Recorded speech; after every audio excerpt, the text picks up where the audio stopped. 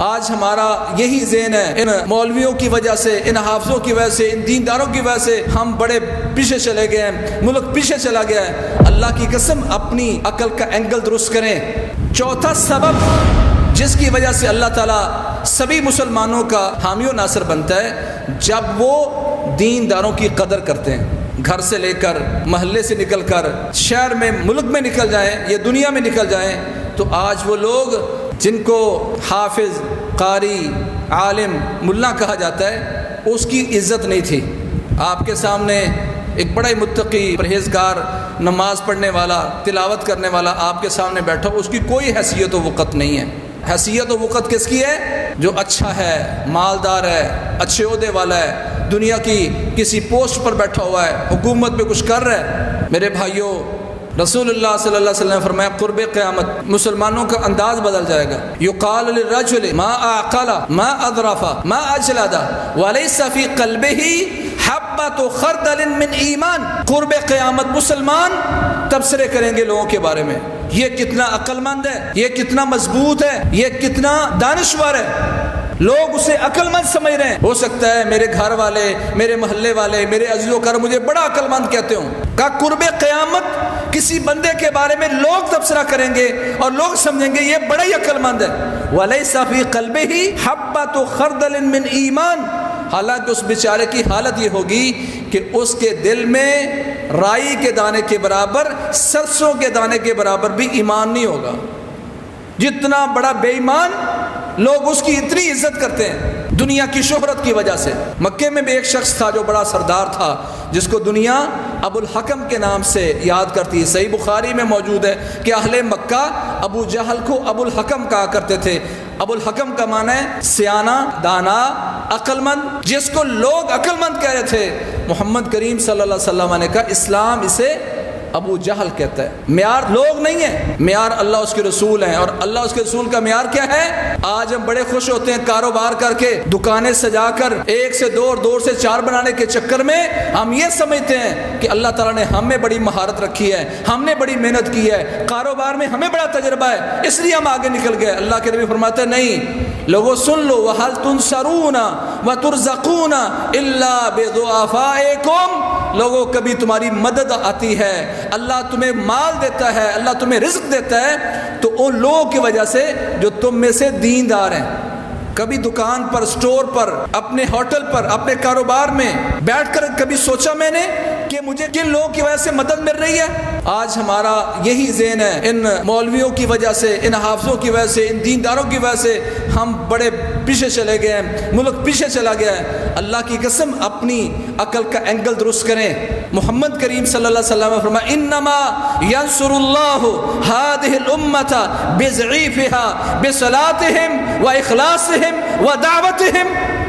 سنن نسائی وغیرہ کی روایت ہے، کہا لوگوں سن لو، انما ینصر اللہ ہذہ الامہ، پوری دنیا کی امت کی جو مدد ہوتی ہے، اس امت کے ان دینداروں کی وجہ سے ہوتی ہے، ان کی نمازوں کی وجہ سے، ان کے اخلاص کی وجہ سے، ان کی دعوت اور ان کی دعاؤں کی وجہ سے اس امت کی مدد ہوتی ہے۔ امت میں پاکستان بھی شامل ہے، امت میں افغانستان بھی شامل ہے، امت میں فلسطین بھی شامل ہے، امت میں کشمیر بھی شامل ہے، امت میں 56-57 ممالک مسلمانوں کے سبھی کے سبھی شامل ہیں۔ اللہ کے نبی فرماتے ہیں دنیا والوں سن لو، انما ینصر اللہ ہذہ الامۃ بضعیفها، انما سوائے اس کے نہیں، صرف اور صرف اس امت کی جو مدد ہوتی ہے، اس امت کے کمزور لوگ، جن کو لوگ کمزور سمجھتے ہیں، ان کی وجہ سے مدد ہوتی ہے، ان کی نمازوں، ان کے اخلاص اور ان کی دعوت کی وجہ سے، ان کی دعاؤں کی وجہ سے امت کی مدد ہوتی ہے۔ کیا آج امت سوچتی ہے، دکان پر بیٹھا تاجر سوچتا ہے کہ میری مدد کیوں ہو رہی ہے؟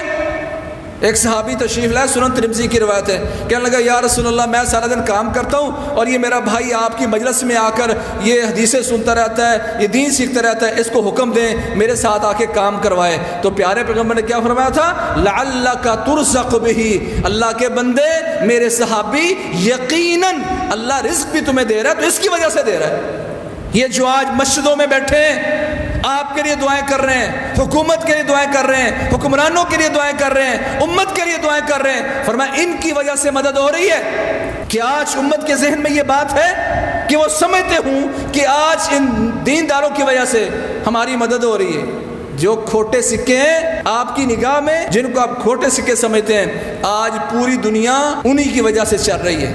ہل تنصرون وترزقون الا بضعفائکم، تمہاری کبھی مدد ہو، تمہیں کبھی نصرت ملے تو ان دیندار لوگوں کی وجہ سے ملتی ہے.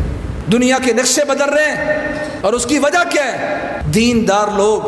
ابغونی فی ضعفائکم، ابغونی فی ضعفائکم. کہا مجھے تلاش کرنا ہو نا کہ میں کہاں بیٹھا ہوں، مجھے دینداروں میں ڈھونڈو. یہ محمد کریم صلی اللہ علیہ وسلم نے بیان کیا. میرے لیے کمزور لوگ کو ڈھونڈ ڈھونڈ کے لاؤ کہ انہی کی وجہ سے اللہ تعالیٰ مدد کرتا ہے، انہی کی وجہ سے اللہ تعالیٰ امت کی مدد کرتا ہے. یہ آج چاہے حکومتیں ہوں، چاہے عوام الناس ہو، چاہے کاروبار کرنے والا ہو، کسی کے ذہن میں یہ خاکہ نہیں کہ مدد کیوں ہوتی ہے. یہ اللہ کے نبی محمد کریم صلی اللہ علیہ وسلم نے امت کو طریقہ بتا دیا. تم چاہتے ہو تمہارے گھروں میں، تمہارے کاروبار میں، تمہارے ملکوں میں، فتوحات میں تمہاری مدد ہو تو پھر کیا کرو؟ دینداروں کو تلاش کرو، دینداروں کے لیے دعائیں کرو. یہ امت اسلامیہ اور امت کے لوگ نہ شکرے ہیں. اللہ کے نبی نے جو فرمایا، ان اللہ تعالی و ملائکتہ والناس اجمعین حتی الحوت فی البحر والنملۃ فی جوہرها لیصلون علی معلم الناس الخیر. اللہ کریم بھی رحمتیں نازل کرتا ہے، اللہ کے فرشتے دعائیں کرتے ہیں، حتیٰ کہ سمندر میں مچھلیاں اور بلوں میں چونٹیاں ان کے لیے دعائیں کرتی ہیں جو اللہ کے دین کو پھیلاتے ہیں، خیر کو سکھاتے ہیں. دینداروں کے لیے اللہ بھی، اللہ کے فرشتے بھی، مچھلیاں بھی، چونٹیاں بھی دعائیں کرتی ہیں. بھلا کیوں؟ مچھلیاں کیوں دعائیں کرتی ہیں؟ چونٹیاں کیوں دعائیں کرتی ہیں؟ اللہ نے ان میں یہ بات ڈالی ہے کہ سمندروں میں جو آج پانی چل رہا ہے، چونٹیاں جو بلوں میں رہ رہی ہیں، ان کو اللہ رزق دے رہا ہے تو ان نیک لوگوں کی وجہ سے دے رہا ہے. اس لیے مچھلیاں بھی شکر ادا کرتی ہیں اللہ کے سامنے لوگوں کا، اور چونٹیاں بھی. لیکن آج انسان نہ شکرے. میں دعوت دیتا ہوں اپنے حکمرانوں کو، اگر آپ چاہتے ہیں اللہ آپ کی مدد کرے، آپ کا رزق بہتر ہو، تو ان لوگوں کو جن کو کتاب و سنت کے داعی کہا جاتا ہے، علماء کہا جاتا ہے، طلباء کہا جاتا ہے، ان کی قدردانی کریں، کیونکہ پیارے پیغمبر نے کلمہ حسر کے ساتھ بیان کیا. مدد چاہتے ہو تو پھر ان کو تلاش کرو.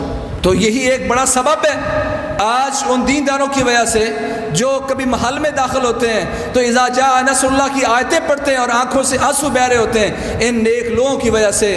پہلا سبب ہم نے بیان کیا تھا اللہ کی مدد کا، کہ اللہ پر پورا یقین اور توکل ہو. دوسرا تھا ایمان، ایمان کی وجہ سے اللہ تعالیٰ نصرت و مدد کرتا ہے. تیسرا تھا کہ اللہ کریم کے دین کے ساتھ کھڑے ہو جاؤ، اللہ کے دین کے مددگار بن جاؤ، اللہ تمہاری مدد کرے گا. اور چوتھا سبب یہ ہے کہ آپ ان لوگوں کو جو دیندار ہیں ان کے ساتھ کھڑے ہو جائیں، ان کو اپنے ساتھ کھڑا کر لیں. اللہ کریم ساری امت کی مدد اپنے فضل و کرم سے فرمائے گا. یہ اللہ کے وعدے.